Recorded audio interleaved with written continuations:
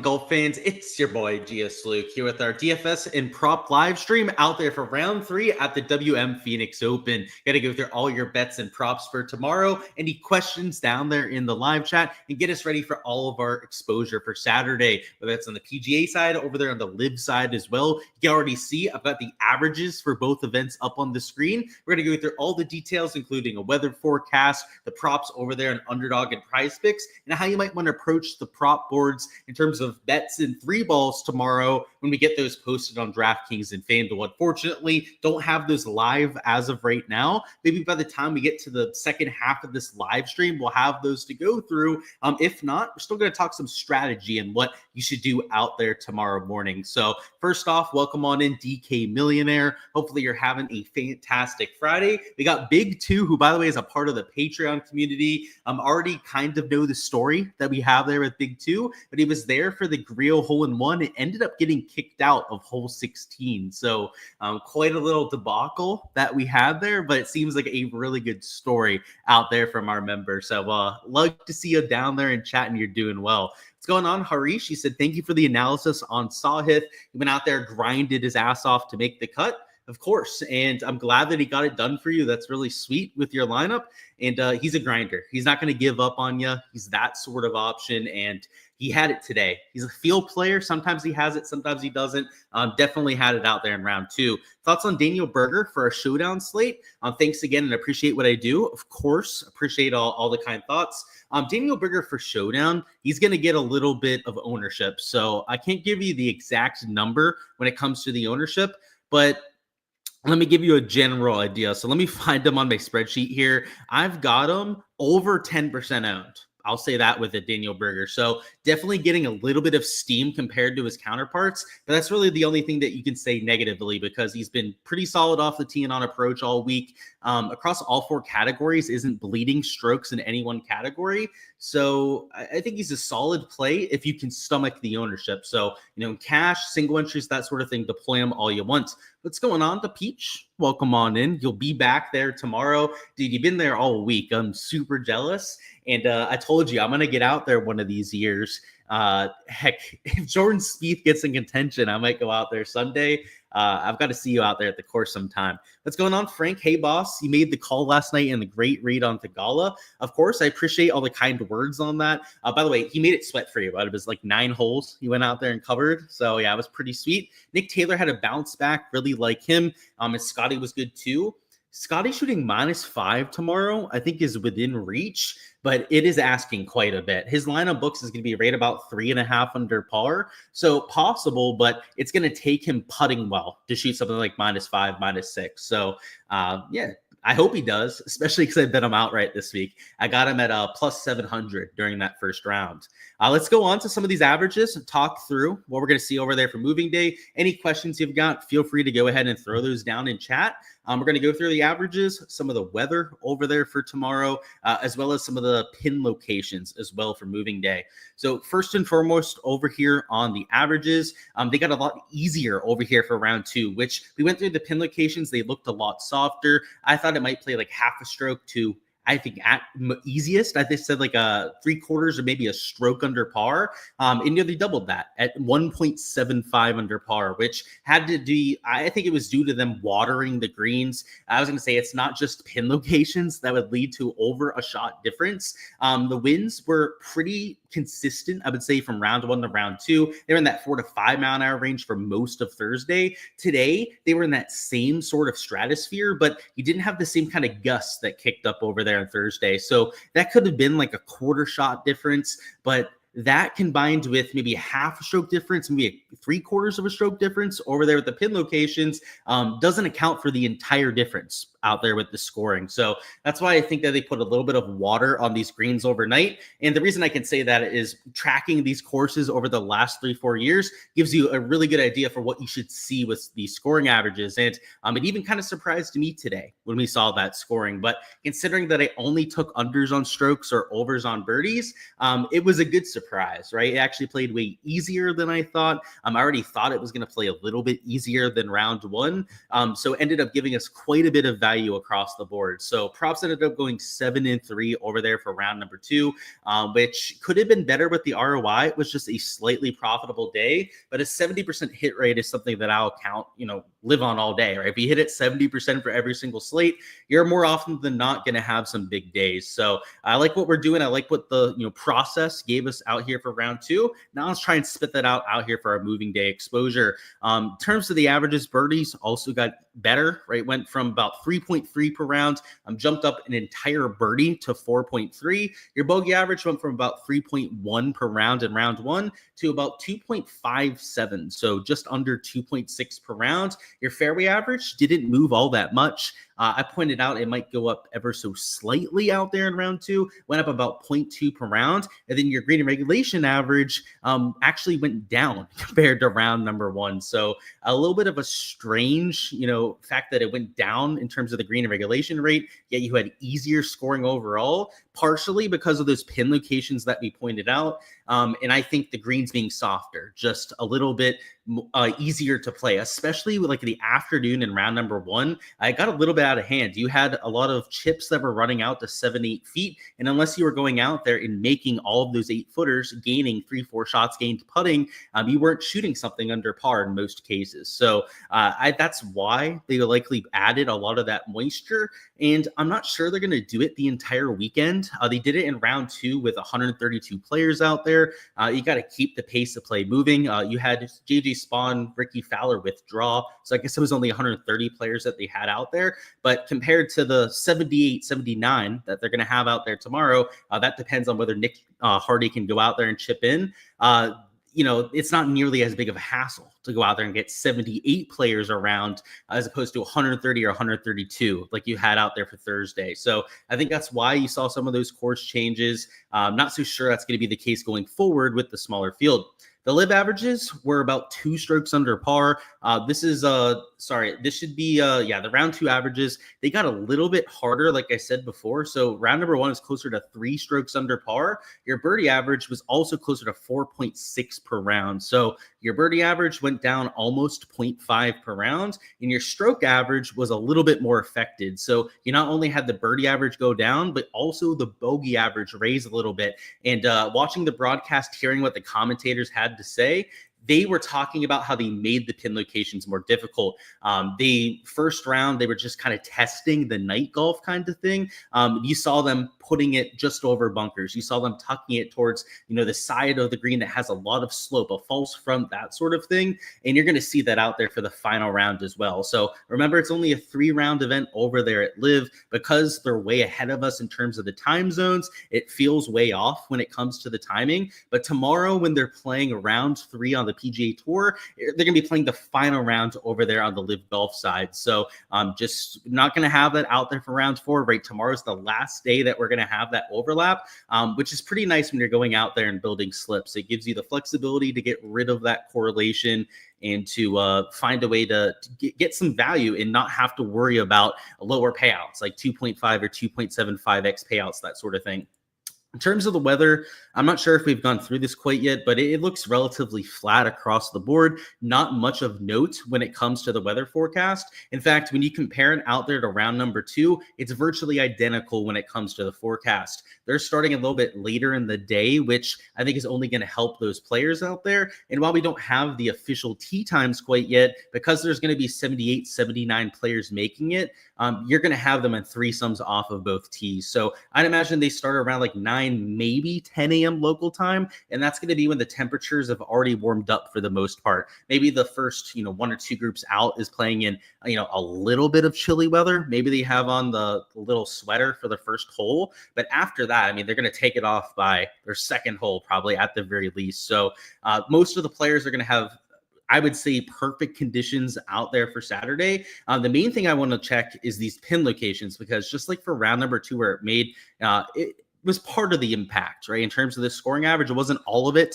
like I tried to point out, there's definitely a little bit of moisture that you have on this golf course. Usually moving day pins out there for round 3 tend to be some of the softest that we have for the entire event. So it wouldn't surprise me if the pins would also be pretty accessible, but I haven't had time to go through them quite yet. So we're going to do that here in the live stream and give you guys a good idea of whether it's attackable or whether they need to be a little bit protective heading into these greens. Where did we leave off? What's going on, Frank? Do I think Scotty's going to shoot -5? Yeah, so just to circle back on that, I told you, right, I thought it was possible, but it was probably asking quite a bit. It comes down to the putter as well. If there's a bet on him to shoot -5, you probably want like +150, +200 odds on that sort of thing. Like I wouldn't bet it for a 50-50 prop if that makes sense. Ian Poulter's insane putt cost you $1,500. That's unfortunate to hear, but that's golf betting for you. Crazy to put that much on a slip and do it for a hobby, but crazy. Luke, Scotty still looking good? Yes. Shots gained metrics are there. Round number 1, it was a little bit more ball striking heavy, which is what you want to see. But round 2, it was balanced across the board. He got it done in pretty much all 4 stat categories, and the ball striking led the way once again. So yeah, looking good. Hey, Luke, who is somebody that I would live bet right now? So I kind of want to go through the pin locations first before we start talking about like bets, props, that sort of stuff. But I'll hold your question. I'll remember you down in chat, Derek, and we'll talk about the betting board here in just a bit.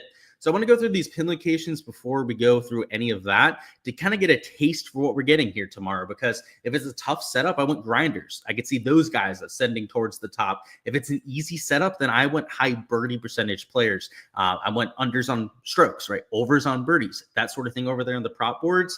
So this not only is going to impact outright betting, it's going to impact matchups. It's especially going to impact the prop side of things. So let's go ahead and go through these. So first off, you have like a back left pin over here at hole number 1. It's kind of close to this number 2, except I'd say a little bit closer to that back left corner. It's a similar pin location out there around number 2, but I would say a little bit more straightforward just because you don't have this chipping hollow to the right, which had a really, really low up and down rate. I saw plenty of players that were missing to this right side of hole number 1, and almost none of them were getting up and down. The issue is when they were missing like short and right, they just didn't have enough room to this pin location to hit it close, and you saw a lot of people blowing it by like 15 to 20 feet. So I would say hole number 1 looks a little bit softer than round number 2, but it's not drastically different. It's about the same length when it comes to the hole, and the main difference being being on the less protected side. Like this rough over here, like this up and down out of this rough on the left is not that hard, right? Like you're going to have about 10 paces to get it to that hole. Let's see. In fact, it is 7 paces from the left. So you're going to have 21 feet to go ahead and run it up. Like that's plenty of room to get up and down out of the rough over there. Even over the back of the green, there's a little bit of slope heading down towards the hole. Let's see how much room you have towards the back. So you have one of those really big boxes, which I believe is 3 of the smaller ones, and then about a half. So you have, I'd say about 15, maybe 18 feet out there from the back. The bad, quote unquote, bad miss would probably be over the screen, but in general, it's softer because that front left miss to that pin location was absolute death. If you miss down there again, which I think will be a popular miss, especially if you miss in the rough on that right side, that's the popular miss off the tee at hole number 1. It's a simple up and down because you have a lot of green to work with over there to that corner. Hole number 2 is in this back right corner of the screen. It's a pretty flat back here, so I think putts are probably going to go in, especially if you're pin high to this back right pin location. You can see there's not a ton of movement there, especially when it comes to like up and down movement, which is usually good for putts. And then, you know, it's not overly protected. I would say it's a little bit harder than round number 2, just because you do have this bunker in play. But these Tour Pros are really good out of the bunker, so I don't know if it's that much of a penalty. It's just that if you're going to hit it close to this back right pin, you've got to be hitting a fade or really be aggressive off the tee, hit a driver off the tee, and then have a wedge in and be able to stop it close. So I would say your elite drivers, the guys that can hit a driver and hit the short stuff, are going to have a pretty decent advantage over there. Let's go to hole number 3 now. So hole 3 is going to be The par 5, so the pin location is not going to matter as much, but it's a front right pin location. So it's like up here on this front right corner. So it's on top of this slope. On the bottom half of the slope, it is undoubtedly the easier side of the hole. But this front right pin location, it's not like you're going to call it a hard one. You're still going to see probably about half a stroke under par scoring average. So less eagles just because it's on the higher side of the green, but still a decent birdie rate over there at hole 3. Hole 4 is going to be a front left pin location. So this is a par 3. It's going to play shorter, so closer to about 170 yards to this front portion of the green. It's going to be tough if it's super firm out there, but because they watered the greens seemingly overnight, it makes it a lot easier to get to a front pin location. Like, for example, look where this shot landed for Thomas Dietrich today. It landed at this front portion of the green, and it rolled out about 3-4 feet out to its resting spot there at that one. So if they're going to have shots to this front part of the green, if they land it 3-4 feet from the pin, right, it's going to go right next to it. So, your Scotty Schefflers, your elites, your iron players that are dialed in, this is just going to be open season, especially if they add a little bit of water again. Now, if they don't, it rolls out closer to like 5 to 8 feet. It's still doable. You still have enough room to go out there and hit it pretty close to that pin. Let's see. First Luke video of the season. Sounds like he still got it. I appreciate you. It's been a while. Yeah, Baba Booey. Glad to have you down there in the live chat. They are tucking pins for tomorrow. Maybe an edge for somebody that can work the ball both ways.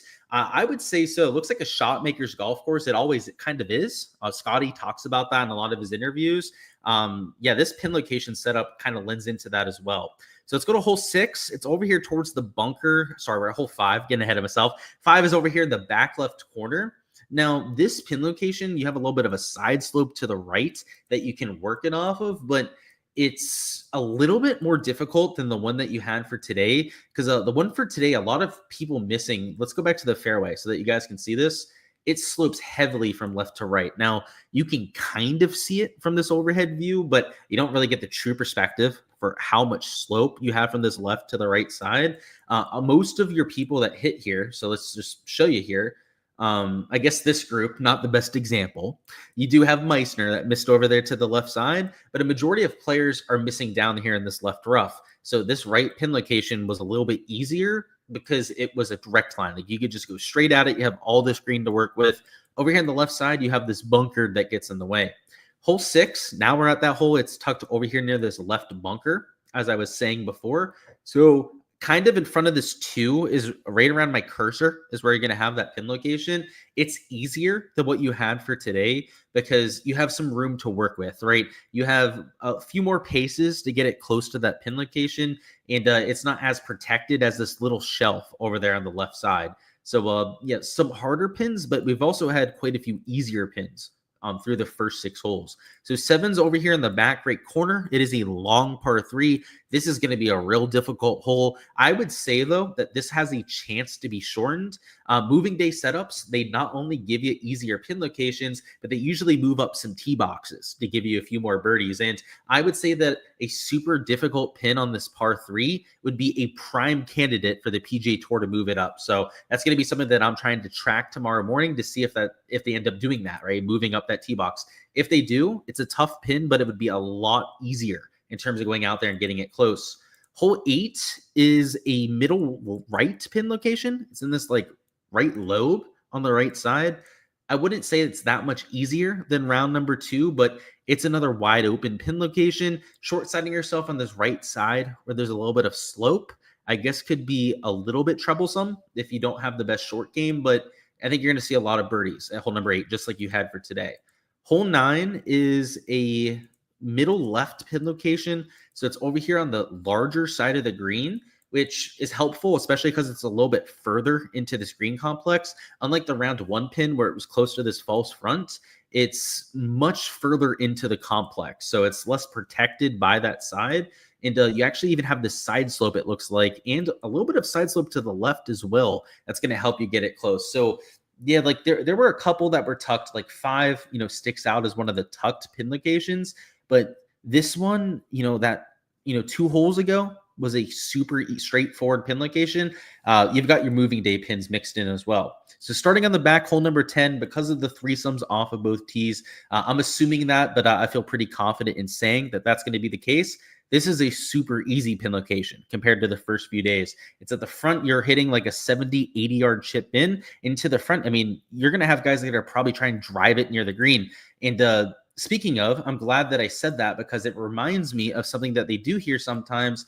If they move it up one tee box, it doesn't seem like a massive difference. You have guys that from this tee box, and they do it occasionally around the waste management, can drive it over this bunker here and get it close to the green complex. And because it's this front pin location, I think that a lot of people would decide to take it on, especially your longer hitters, if they do so, because it would leave you like a 30, 40-yard chip and it would be a birdie hole. So moving day is where they kind of tinker around with the setup. We talked about that at hole 7, them potentially doing that. And I think that there's a chance that they're going to do that over there at that hole.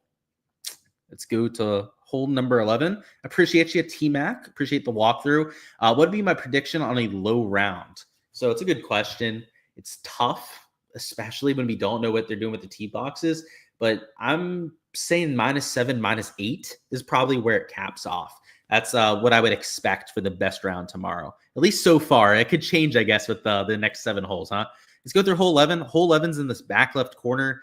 This one's super tough. So you have some room to run it up near this pin location, but it's getting close to this water on the back left corner. And the greens are firm, or at least they were on Thursday before they added that water to it. If they don't do that overnight, this back left pin location from the fairway would be pretty dicey if you missed to the left side, especially if you're a drawer of the golf ball. Hole 12 is one of the harder par 3s that we have here. And this back left pin, oh boy, the back 9 looks hard. Back left pin is over here near this bunker, over here in the back left side. So it's a longer shot out here than round number 2. And it brings into play a lot more hazards. The water isn't that much in play, especially because it's a left pin. But these bunkers are pretty much impossible up and downs. This back left one, you have at least a chance to get up and down. If you miss in this front left bunker to this back left pin location, forget it. You're making bogey. I mean, you might have like a few guys, handful that make up and down, but a vast majority are going to make bogey in that situation. 13's over here in the front of this green. It's almost like front middle near this little bit of a slope. I would say that it's an easier up and down if you miss to the left and right side, but if you miss short, it's a difficult up and down because you don't have that much green to work with. So I think the scoring average would be pretty similar, but it kind of changes where you want to miss on that hole. 14 is a back right pin location. It's close to this little side slope that you have over here, which I'm sure a lot of players will decide to use, particularly if you hit a little draw short and then run it off that slope close to that pin location. That's a moving day easier pin. It's a longer iron shot there. So you are going to have guys that run up their iron shots to that pin and could use that slope to their advantage. Hole 15 is a middle left pin. Let me double check that. Yeah, middle left pin location over here near the bunker. So you do have this side slope that you could use to your advantage, which I think means you're going to have guys that hit it really close to like 5 feet for eagle. But if you miss in this left bunker, it's a really difficult up and down. So if you're going to go for it, you've just got to go for it and hit a really good shot. If you miss in this front right bunker, it's not the biggest deal, but you just don't have that much leeway. Like if you miss short, you've got a little bit of fairway that you can miss in here, but you saw a lot of players in round 2 hit the right side of this green and then bounce into the water. Most notably, Chucky Hoffman, who screwed me on a slip. Not all things go well, obviously, with your slips. I wish they did, but yeah, Hoffman, one of the few downsides that we had today. One of the 3 out of the 10 props that I took that missed. Other 7 were all good things. 16 is a front left pin location. So it was over here on the right side. You had the hole-in-one for Griot. This one looks easier on paper because it's shorter, but because it's really close to this front left bunker, it's slightly harder. Now, you could still have a hole-in-one over here. You've had them historically to this front left pin location, but it brings bogey into play more so than what you had for round 2. So I don't think the birdie rate is going to change that much from hole to hole right there. What I think more so is going to change there is the fact that you're going to see bogeys. Like, if you miss in that front left bunker, you're going to be lucky to hit it to 5 feet, I would say. And next up, you got 17 over here on the front right corner. This is by far the easiest pin location that you have on this hole. So it brings the water out of play over here on the right side, and it's a flatter part of the green than what you have over there on the left. And because everyone bails out to the right over here on 17 with driver, I mean, look at number 1 here, right? Like Mac Meissner, he bailed out to that pin location. He would have been 15, 20 feet from the hole location and would probably be eyeing up eagle out there from that kind of spot. And then finally, 18 is the back right pin location. This is the first time that they really introduced this back right corner at 18. They don't historically use it all that often at this event. It's sometimes used on Sundays over here at this golf course. So kind of tricky, especially because it brings the bunkers into play. But it is a flat part of the green. You can see on here, there's almost no undulation towards the backside of this green. So if you hit it, if you can execute a fade perhaps into this back right corner, it's only going to be like a 130-yard shot. So it's not impossible to go and get it back there. You're going to get rewarded with a really straightforward putt. So they go back to our averages. Because it's moving day, they might move up a little bit of tee boxes. I think the scoring average about 1.5 under par. So the reason why I have it getting a little bit harder is I'm not so sure that they're going to put water on the greens. If they do water the greens, I guess I'll give you those stat averages. You know, you're looking at 2 to 2.5 under par for a scoring average. So that would make a massive difference, just like you saw for today. But if they don't, they let it dry out a little bit. You know, 1.5 under par is what I'm projecting for tomorrow. So your birdie average will probably get closer to 4.5 per round after the cut. You get some of those lower tier players out of there, but with some of the tricky pin locations, it wouldn't surprise me if this bogey average went up a little bit as well. So that's why I only have it at about like a 1.5 under par scoring average. I would say though, that I think that -2, that -2.5 is within reason. That's kind of out of our control. We're not going to know those course conditions ahead of time. Maybe my guy, Big Two, can give us an idea on some of those boots on the ground. I know he's probably not going to be there super early. Maybe he knows somebody that will, though, over there at the golf course, and can give us a little bit of insight on that. If not, we're going to watch the early coverage over there on ESPN Plus and figure it out that way, just like everyone else out there. So scoring averages, though, I think maybe getting a hair better over there in round number 3, which you would usually expect over there for a moving day setup. So we've got prize picks up. We've got Underdog up as well. They didn't have props up here on Underdog, but let's refresh it and see if they added strokes and birdies. Let me get a sip of my water as we're going here as well. Yeah, so they added some props to the board, which is nice. A few birdie lines, it looks like. You got Scotty there at 70 strokes across both sites as well. So we'll go through those. Let me bring up DraftKings. I don't think the major sports books have anything up in terms of odds to compare to, but let me confirm before I say that. So yeah, still nothing on DraftKings. I'm assuming the same thing on Fanduel. So the reason for that is we don't have the actual tee times out there for round 3 out there for moving day. So those sports books, they have a hard time posting those kind of props. So yeah, nothing posted over there. So we're not going to have like a plus EV lean out there on these sort of options, but we could still go out there and find some value for sure. Where are we at, by the way? Agreeing with me, Luke. All right. Nice. Big Two. It's good to know from the TPC Scottsdale local. Batia is aggressive, so maybe an edge for him since he can attack these holes if they move the tee boxes. He also moves it both ways. I think he fits a desert-style golf course quite well. Accurate off the tee, good iron player, which I think is going to be the real focus if the greens get harder as the week goes on. Yeah, I think Batia is always a good fit. I'm always for playing him. I play him almost every week that he's out there in the field. And yeah, the next round wouldn't be an exception to that.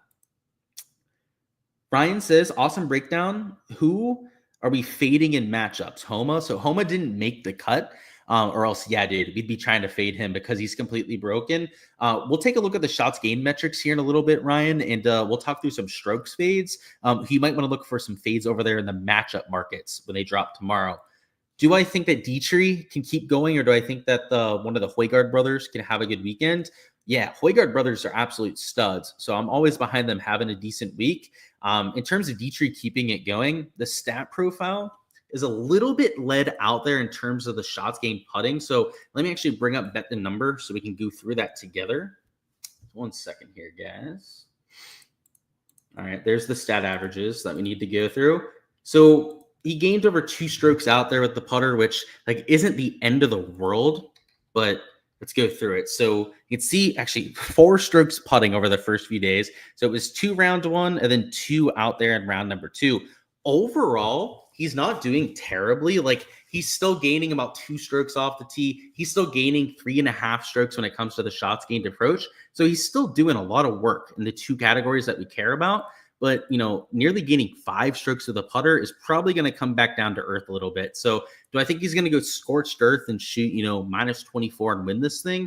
Probably not. But if he shoots minus 7 over the next few days, that could be enough to go out there and win this. So he's definitely live in terms of an outright, if that's what you got.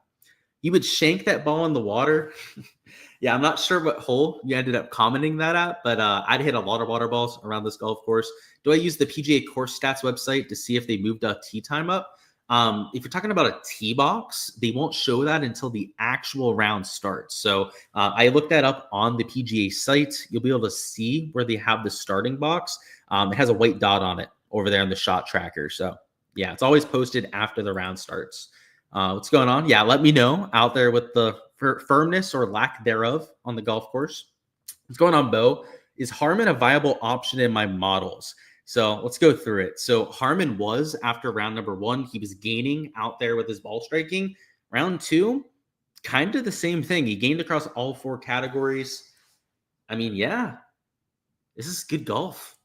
I know recently it hasn't really been the Brian Harman show. It's not like he's been, giving us a bunch of flashy finishes, but it hasn't been terrible. Sure, Century was terrible. They finished dead last at that event. Sure, that's probably not what we wanted, but these other starts here, like the T21, like even just making the cut. Sorry, there was no cut at Pebble Beach, I guess, but other than the T21's a pretty solid start over there at Sony. Yeah, he's in play. Do I sign up with you? So that's up to you. Or are you saying, how do I sign up with you? My bad. You sign up over there on my Patreon page. So there's a link in the description of this video. On there's my Patreon. It's $15 a month for the DFS tier. Prop tier's $15. If you're doing DFS and props, there's a tier for that as well. But yeah, Patreon page has all my showdown projections on it. That's on the DFS tier. And then all the slips that I post, like on Prize Picks, Underdog, that sort of thing, you get that over there on the prop side. So let me know if there's any other questions you have with that. But yeah, should be a link down below. Hey, boss, can you take a look at Nick Taylor and Decky? I absolutely can. We're going to get to the prop boards here in a second, I promise you guys. So let's go to Nick Taylor first. I like to go through the shots gained metrics anyways before we go through a lot of the prop boards. So Nick Taylor, that's right. And who was the other one? Let's go Hideki Matsuyama. Okay, so first one's Nick Taylor, gained 2.5 strokes out there on approach. That's over his first 2 days.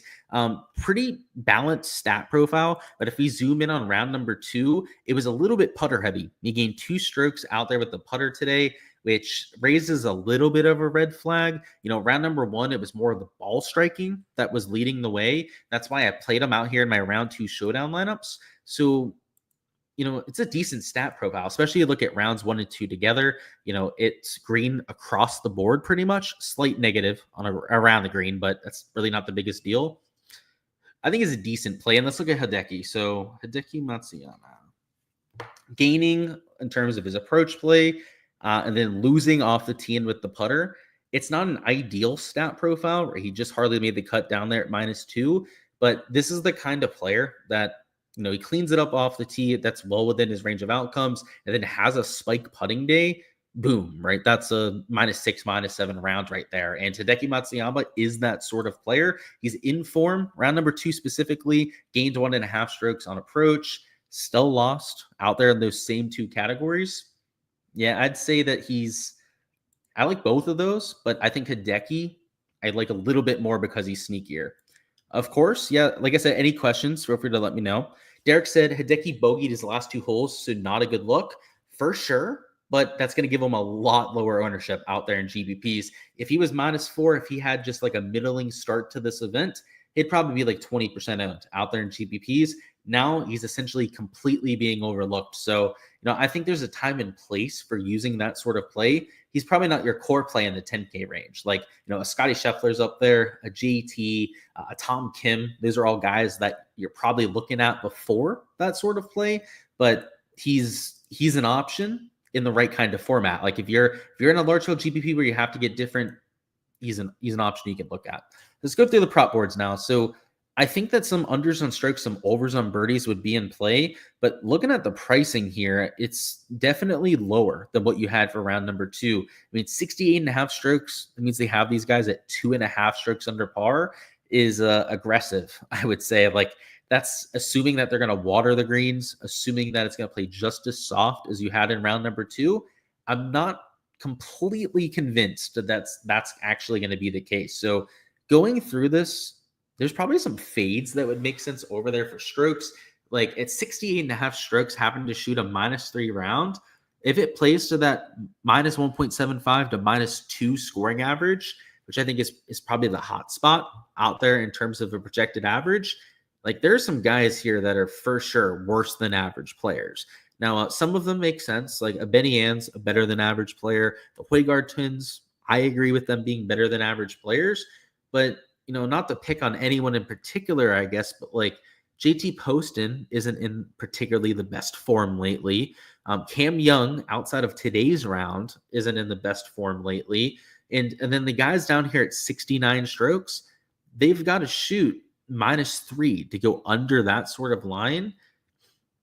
You know, I would like to know what they're going to do in terms of watering the golf course ahead of time.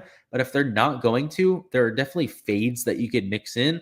But on the flip side of it, I still think the moving day setup is going to lead to a lot of unders and a lot of overs on birdies as well. So going over to the birdie side, they don't have a bunch of guys that are elite tier at 4.5. So you still have your guys like Sahith, who were at 4 yesterday. They're posted at 4.5 this time around. But I was peeking at a few of the guys they had here at 4 and eyeing them up for potential plays. So like an Alex Smalley was a really popular DFS play this week. He's there at 4, and he's one of the more aggressive high birdie percentage players that we have in the world. Just to give you guys an idea there, let me actually bring up the PGA Tour site. We can go through some of those stat averages, but he was terrible last year. So had one of his worst seasons that you've ever had on the PGA Tour, but he still made a lot more birdies than you would have expected. So we'll show you the 2024 averages here, and then get an idea on whether we want to take his over at 4 birdies. He's played well this week. He's from Scottsdale, so he has a lot of experience at this golf course. And let's take a look at his numbers from 2024. So despite having an absolute metric fuck ton of missed cuts, he was number 57 on the PGA Tour in birdie percentage, which when you take a look at this, you're going to be like, wait, what? So let's go to 2024. I guess results would be better out there to drive this home. Alex Smalley had a terrible year. He played 30 events and he only made 13 cuts. So he made the cut a third of the time. So that means most of the time, right, he was a well below average player. Yet for the season-long results for birdie average, that's this 2024 that we're looking for here, number 57 on the PGA Tour at making birdies. So even when he's not playing well, he's the kind of player that goes out there and fills it up in terms of birdies or better. And I mean, look at this. Over the first few days, gaining off the tee, he's okay on approach, but he was, I guess, kind of middling both days out there with the approach play, but gaining a bunch of strokes putting on these familiar surfaces. So round number 1, it was 6 birdies. Round number 2 was also 6 birdies or better. I don't know. Like, it feels like a decent spot to me. Like even when he's playing poorly, as we pointing out, like he gets the job done in terms of filling it up. So if it's going to play easier, like I think it's going to, like I think at worst we see about a 4 birdie average. Like he's the kind of player I'm eyeing up for this prop, especially with all the steam on him. Like all the people that bet him outright over there on Twitter, like there's a reason why he was getting that steam. You do like Hideki, Sam Burns in a GPP lineup. My favorite, Derek, is Sam Burns out of those two. Sam Burns really hitting the ball well, both off the tee and on approach.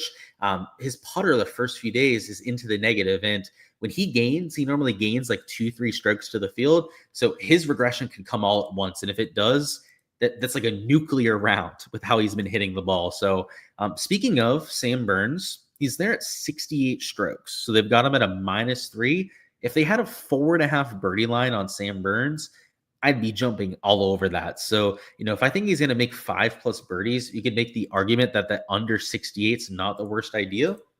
But let's see what he's at over here on the underdog side. So he's at 68 strokes over there on both sites. So not any sort of discrepancy that we can get between those two, but maybe there's a birdie better matchup they have posted. So they do. It's between him and Taylor Montgomery.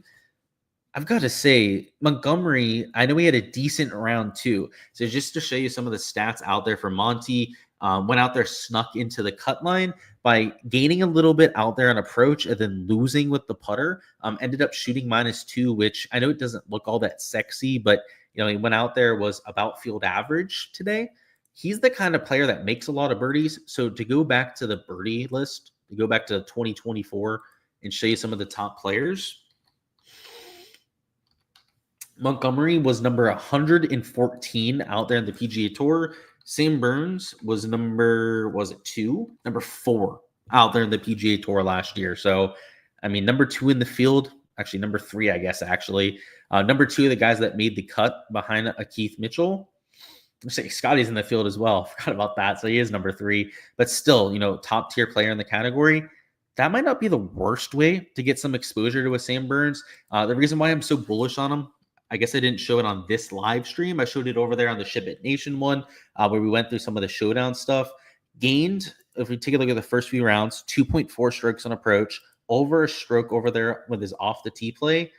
That's the kind of sustainable shots gained metrics that I'm mostly trying to get behind. And if you do this, so rather than taking his strokes line, if you go to this one over there against Taylor Montgomery, you get a 3x payout. So if we went over there and took the under on strokes for Burns, there is some correlation if the course plays easier, but you do get a lower payout out there with the correlation change. So, you kind of have to pay out there for the better payout. For the better hit rate. My cat's making a bunch of noise. I might have to let my cat out of here just so that she stops being annoying, but I kind of like that over and birdie better matchup was what I was trying to get to there. Let me let my cat out real quick, and then we'll go through a few more props. Cat, get out of there. Luckily it's the cat that's less annoying. The other one would have been a lot more boisterous about it. The one that was in here was the fat cat that's a lot more lazy, kind of a little bit more laid back, I would say. Other one's an absolute crackhead, so thank God she wasn't in here. Luke, any DK pick 6 ideas? So if I was going to play anything on pick 6, I'd have to look at the board. So give me 1 second to bring it up. It's not my favorite site to play in terms of the payouts, but I will try and give you a little bit of insight there. I've got to sign in. Give me a second here. It won't let me look at this site without signing in. That's kind of lame. But we'll do it for the content, right?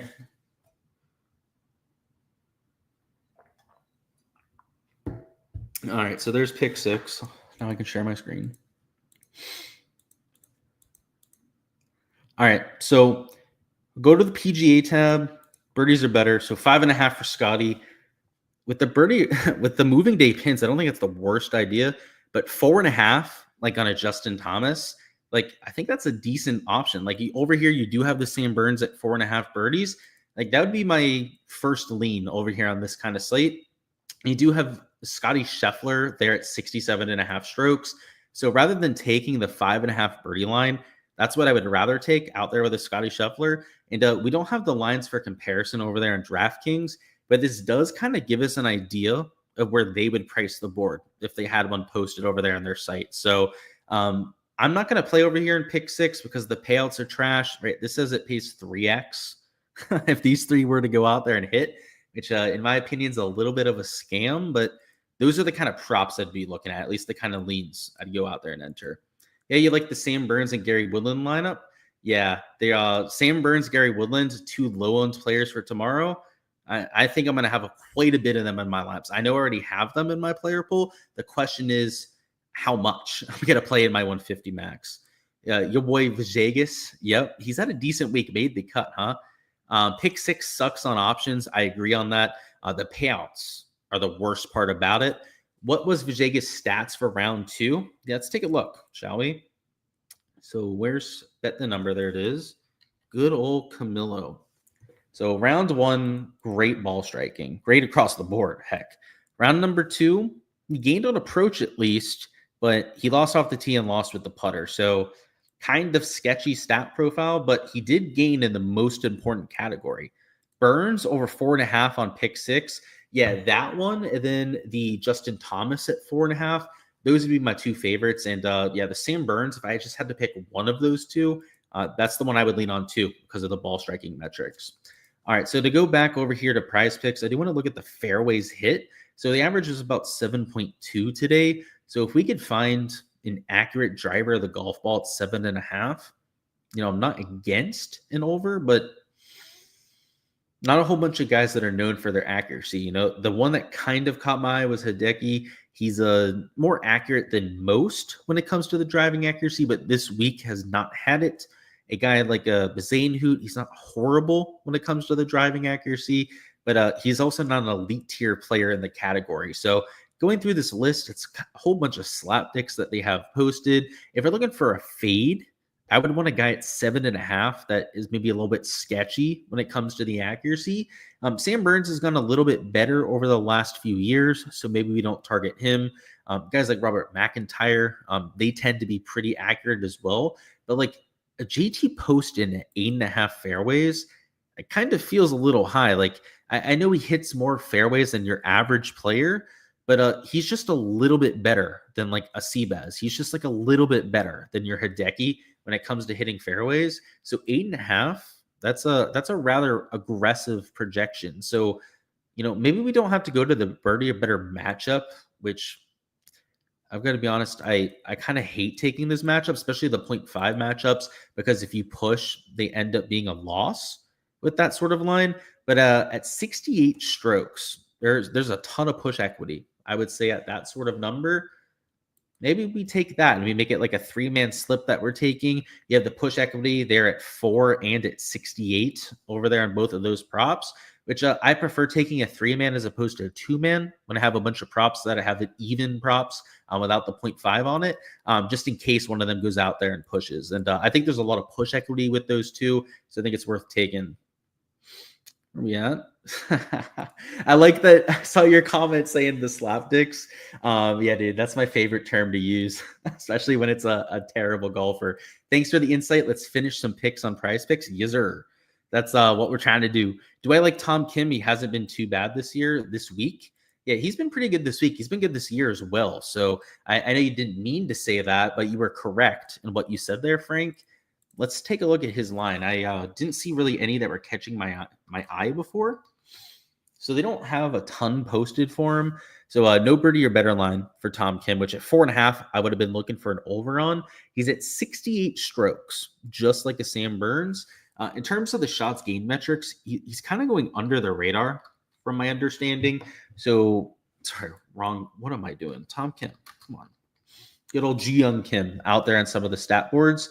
He gained on approach, gained off the tee. Round number 1, he gained more so off the tee than on approach. But this kind of stat profile, when you put it all together, only losing in terms of his shots gained around the green is one of the better ones that you have out there. He's T4. He's playing solid golf.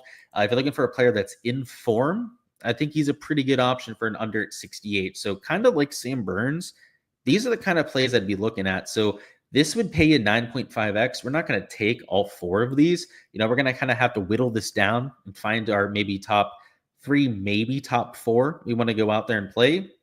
We can also mix in some of these live props over here as well. So if we want to make the payout multiplier just a little bit better, we're going to have some options over there as well.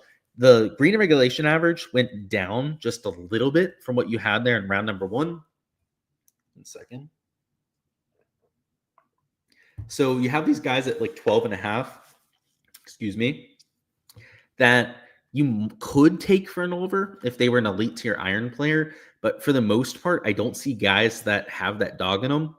Like a Taylor Moore, the Harmons, the Svennies of the world, that whole third row, they're like 70, 80. Mostly 100, like 120 when it comes to green and regulation percentage there in 2024.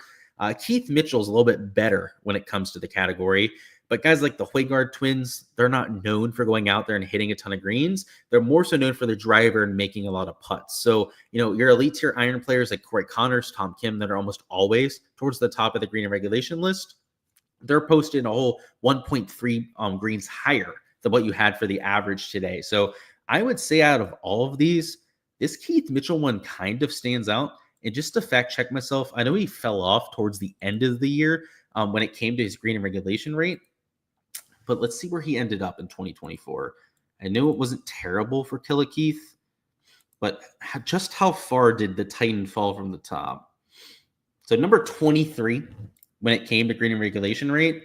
Like that can be another spot that we take. And he's been really dialed in with his irons this week as well. So to go through these, the Alex Smalley one's the one that I kind of want to take out. The reason for that is he's a lower tier player, but 4 birdies, that is really good push equity. We could just make this multiple slips. That'd be the other way to go about this. So let's keep the post and fade in for fairways. I feel pretty good about that one. Just to double check something, let me bring up his data golf profile. I want to check something. I have to keep it off camera because this is a paid feature over there in data golf, and I don't want to give away their paid features for free. But out of his last 1, 2, 3, 4, 5, 6, 7, 8 professional events, he's lost accuracy in 4 of his last 8 events, and he's gained accuracy in 4 of those last 8 events. But what is especially like what you can see in the data is most weeks he's about average, but he has 2 weeks out of the last 8 where he gains like 15, 20% of the field when it comes to his driving accuracy. So what we want to double check on JT Poston, now I can share my screen now that we're off of that tab.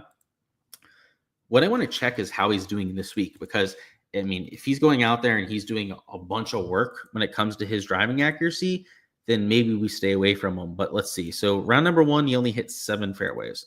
Round number 2, he only hit 7 fairways. So yeah, if he's kind of out of form when it comes to hitting fairways, that's when you fade him. And that's when you go out there and take his under. So I'm definitely keeping that in there. It's one of my favorite spots. Never used Underdog before. Is there any good codes to sign up with? So I don't have an account that I can use a code on anymore. They took my main account and disabled it over there. So I think if you go on Twitter, you could probably find somebody's. I guess just to throw it out there, my boy Byron Linkest, he's one of the better dudes out there in the community. Go and check out his code. I know he posted it might be like the Mayo Media code that he posts, but either way, support his stuff because I don't have mine out there. Just bang out a 6-man. The issue is the payout multiplier, right? And especially with like the mode that we have down here in Florida, it's a champions mode over here on Prize Picks. You get really, really screwed when it comes to the bigger slips. So we're probably just going to break it up into 2 slips out there at the same time. So let's figure this out.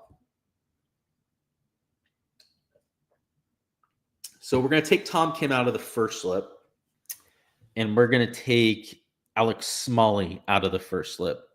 So we're going to take the Sam Burns under strokes. I really like the shots gained profile there. We already went through the JT post and fade. I really like what we are cooking up there. And then this Keith Mitchell over on greens. I mean, he's elite tier in the category. He's having a really good approach week. Just to show you that, his approach stats over the first few days, he's gained over 3 strokes out there on approach. I really like those 3. We could make it a 4-man slip. If we can get this to be a 10x payout, let me see. If you take an over and an under, yeah, it's 10x. If it's an under, it's an over, yeah, it's also 10x.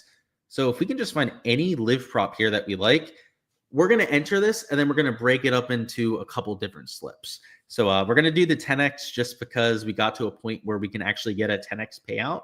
So why not? Why not do it for the stream, right? Hey, if we hit a 10x, it'd be pretty epic, but we're going to keep it pretty low with the units. We're going to go smaller unit size than what we do with the 2-man slips.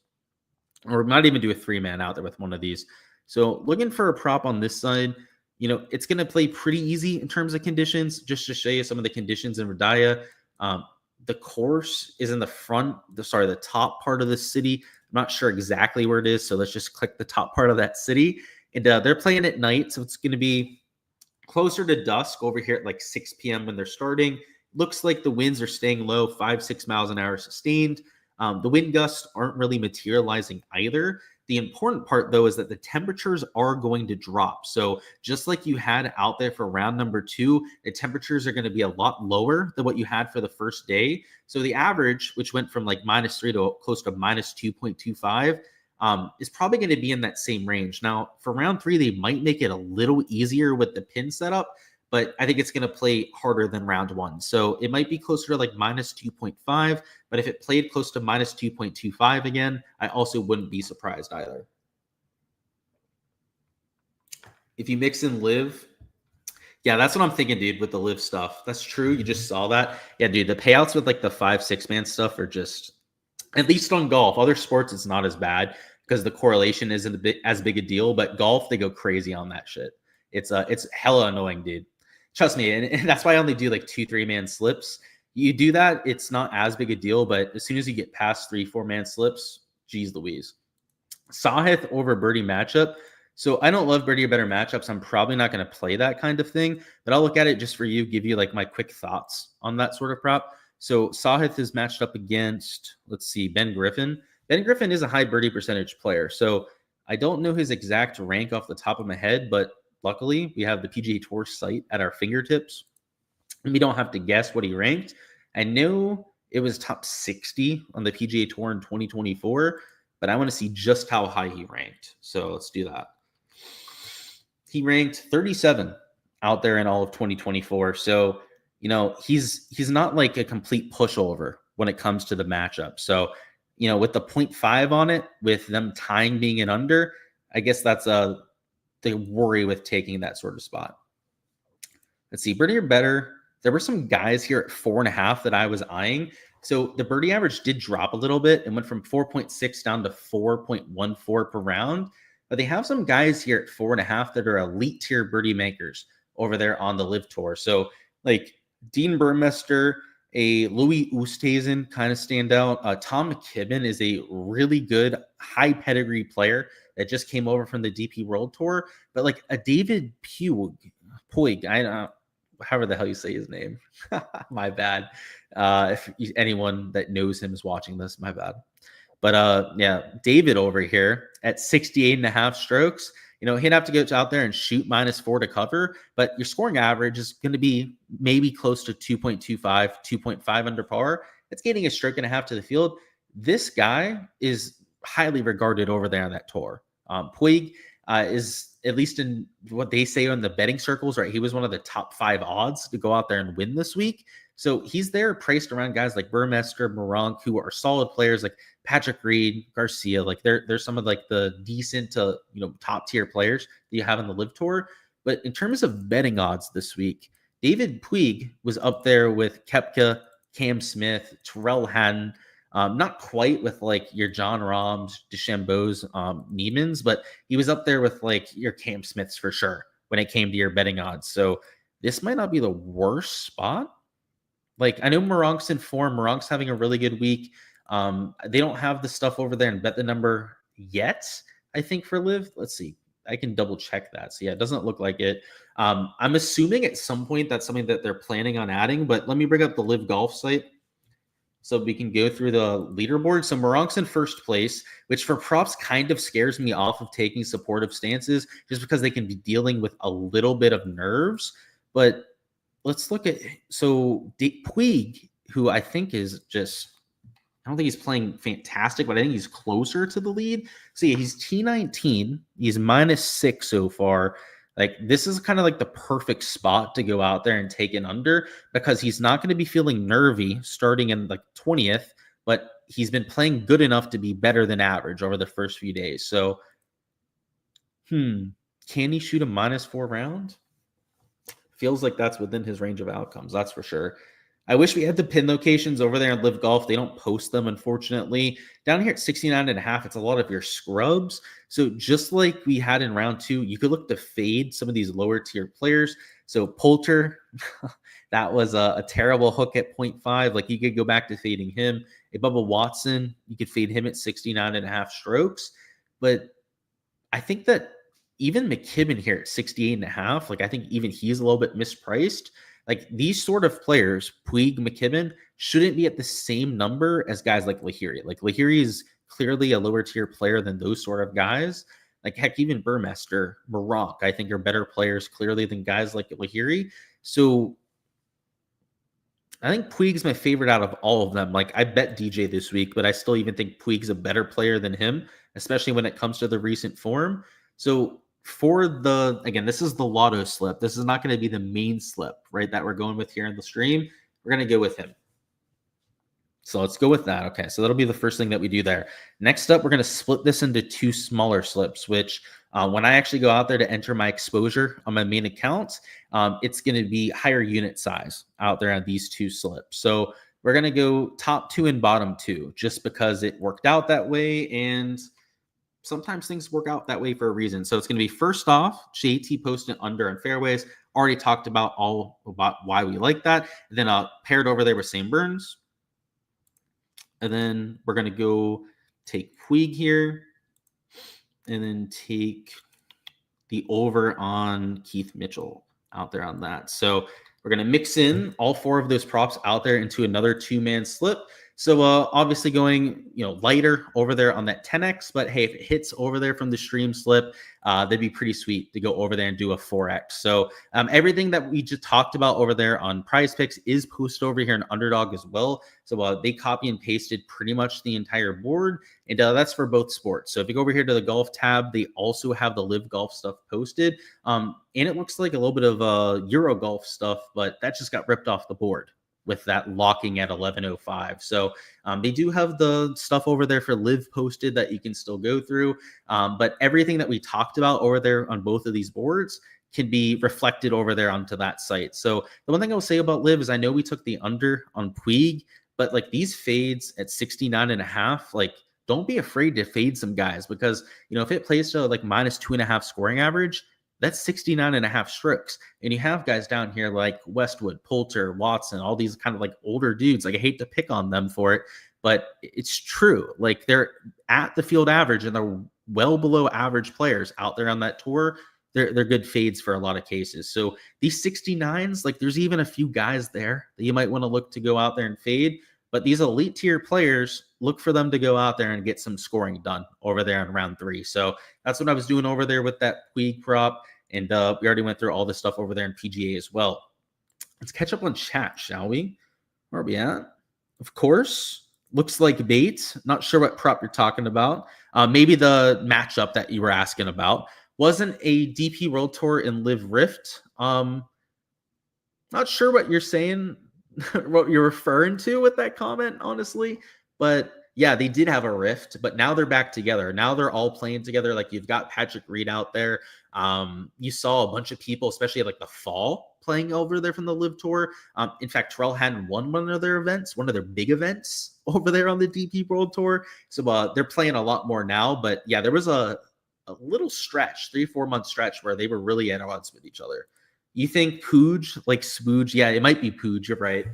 I'm really bad with pronunciations. I don't even try to pretend like I'm good at them. So definitely, if you guys have the correct pronunciations, let me know because I'm not very good with them, as you can tell. Fade Kim. So yeah, we didn't take that one, right? We didn't end up taking that prop.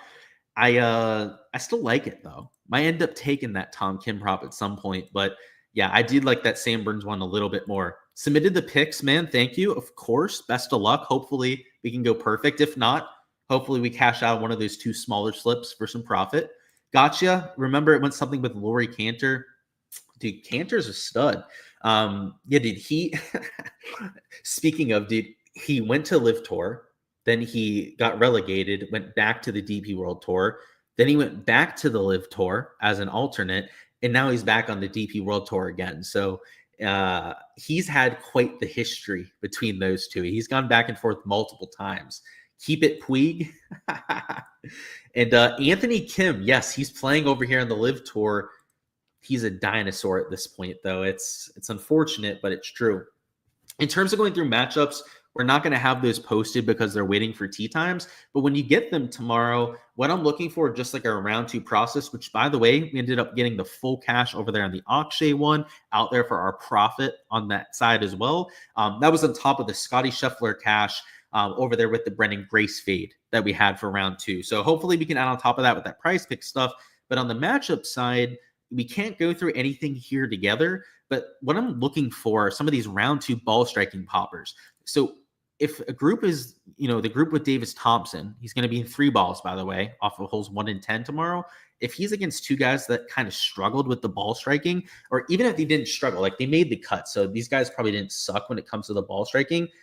If they were even just like average in either category, like I love Davis Thompson because look at this, flushing in both categories. These sort of players, Siwoo Kim, same thing, flushing in both categories today. Vincent Norman, you can say that about. Grayson Sig, Dietrich gaining across both categories. If you can give me opponents out there in the 3 ball and decent odds, of course, right? That's the other half of it. That's why it's unfortunate that we don't actually have the board up in front of us right now.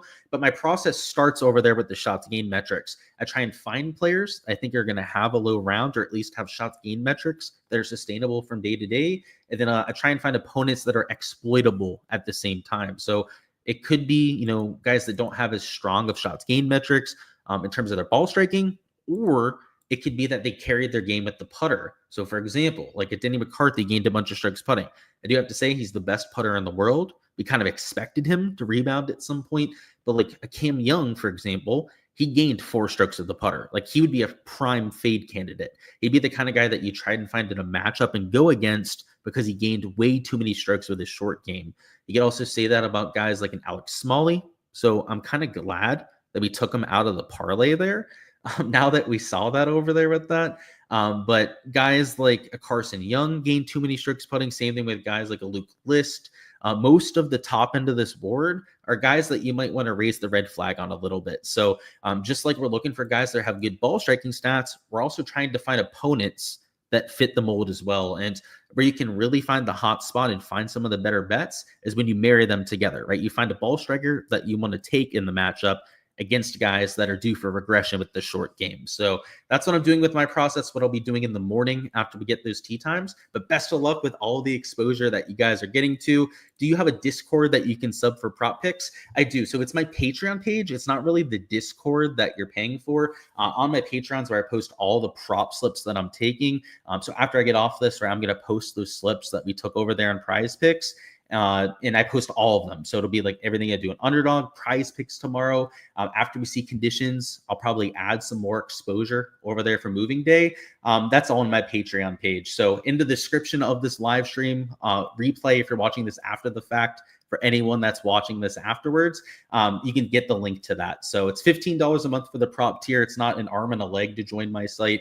And unlike a lot of other sites out there, you're going to get profitable long-term results. Can't promise every day is going to be profitable, right? That's ludicrous if you hear that from anyone, but long-term, we grind out consistent ROI. So it's that long-term, slow and steady approach. You're not going to see a lot of like 4 or 5 man slips from me. It's usually 2 mans, like literally like 95% of my exposure that you see on my site is going to be 2-man slips that I go out there and enter. So I'm very conservative with what I do with my prop strategy, right? It's not like a, go out there and win 10Xs all the time sort of thing. But it's a slow grind, slow just ROI coming in. So feel free to check it out if that's your sort of thing. That's all I've got over there for the process in round 3. Best of luck, like I mentioned before.